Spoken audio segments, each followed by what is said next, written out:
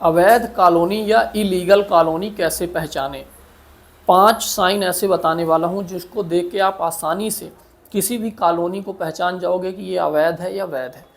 दोस्तों, बहुत सारे लोगों के कमेंट आते हैं जो अवैध कॉलोनी में प्लॉट खरीद लेते हैं, उनको पता ही नहीं होता।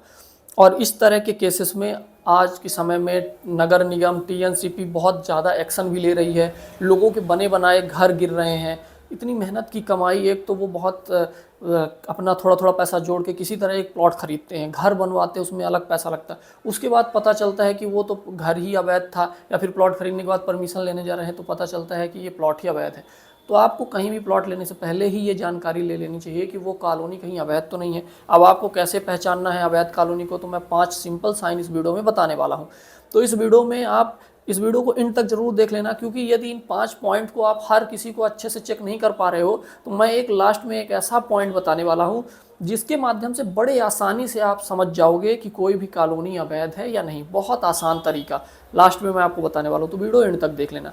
तो सबसे पहले कोई भी अवैध कॉलोनी है या इलीगल कॉलोनी ये कैसे पहचानो, तो सबसे पहला उसका पॉइंट होता है कि no proper road and drainage. कोई भी यदि कॉलोनी कटी हुई है और आपको दिख रहा है कि इस बड़े से कॉलोनी में नॉर्मल ऐसी रोड डाल दी गई है, थोड़ी सी मुरूम और डस्ट डाल दी गई है और बस लोग प्लाट बेचना शुरू कर दिए, ना तो उसमें अच्छे से ड्रेनेज बनाया है, ना ही रोड की चौड़ाई अच्छी तरीके से दी गई है, as per rules as per building bylaw उसका पूरा डेवलपमेंट सही से नहीं है। तो सबसे पहला ही आपको देख लेना है कि no proper road and drainage line यदि कहीं पे नहीं है तो वो अवैध कॉलोनी का ही एक साइन है। दूसरे नंबर पे दोस्तों, no electric poles and sewer line. यदि किसी भी कॉलोनी में इलेक्ट्रिक पोल्स सही तरीके से नहीं दिए गए हैं और सीवर लाइन सही तरीके से नहीं दी गई है तो वो अवैध की श्रेणी में आती है। यदि आप घर बनवा भी रहे हो और आपके आसपास कहीं पे इलेक्ट्रिक पोल्स ही नहीं है, आपको दूर से किलोमीटर दूर से तार खींच के लाइट लानी पड़ रही है, तो अब आप समझ लो कि आपको कितनी दिक्कत होने वाली है। तो इसीलिए आपको ये ध्यान रखना है कि कॉलोनी में चेक करना है कि ये सारी चीज़ें पहले से अवेलेबल हैं या नहीं। यदि ये नहीं है तो मतलब वो कॉलोनी वैध कॉलोनी में नहीं है, अवैध की श्रेणी में है, या फिर आने वाले समय में अवैध की श्रेणी में हो जाएगी। तीसरा जो सबसे बड़ा साइन है दोस्तों वो ये है कि कॉलोनी में रेरा एंड टीएनसीपी का अप्रूवल नहीं होना। आपको सबसे पहले ये चीज़ें मांगनी है, या डॉक्यूमेंट आपको जो भी बिल्डर है या भी जो सेलर है ना, उससे आपको ये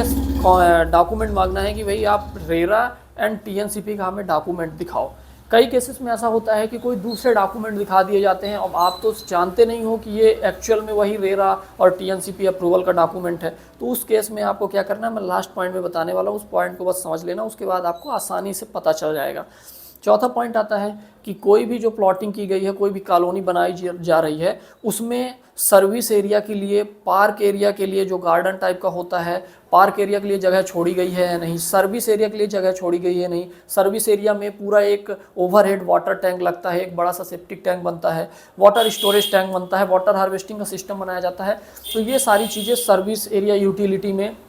और गार्डनिंग में आती हैं, और साथ में कुछ पोर्शन ईडब्ल्यूएस और एमआईजी के लिए भी रखे जाते हैं यदि वो कॉलोनी सही तरीके से रेरा और टीएनसीपी से अप्रूव्ड है या है तो। और यदि ये चीज़ें नहीं हैं तो आप समझ जाओ कि वो कॉलोनी अवैध कॉलोनी की श्रेणी में है। साथ में जो कॉलोनी बनाई गई है उसमें जो बड़ा सा मैप और जो एडवर्टाइजमेंट लोग करते हैं, तो उसमें जो लेआउट और ये मैप दिया जाता है तो उसमें नंबर नीचे लिखा गया है प्रॉपर बिल्डर का या नहीं लिखा गया है। यदि नहीं लिखा गया है तो मतलब कहीं ना कहीं उन्होंने फेक लेआउट लगा रखा है दिखाने के लिए कि हम ये चीज़ें बना रहे हैं, बना के देंगे इसी कॉलोनी में, हम पार्क भी देंगे, इतनी एरिया छोड़ेंगे, मंदिर बनवाएंगे, ये सारी चीज़ें लिखी रहती हैं। आप बस लेआउट देख लिए, लेकिन वो प्रॉपर अप्रूव्ड लेआउट होता है या नहीं, तो ये इस तरह का लेआउट फेक लेआउट माना जाता है। अब उसके बाद आपको जो फाइनली हमने बताया था दोस्तों, तो इन सारी चीज़ों से तो आप समझ गए कि ये अब अवैध कॉलोनी है, जनरली आपको हिंट मिल गया। लेकिन आपको और भी ज़्यादा बस एक ही बार में कंफर्म कर लेना है, तो उसका बहुत सिंपल सा तरीका है, वो ये है दोस्तों, वो मैं अभी आपको बताने वाला हूँ। लेकिन उससे पहले वीडियो को लाइक कर दो दोस्तों, और चैनल को सब्सक्राइब कर लो, प्लीज़ इतना कर लो।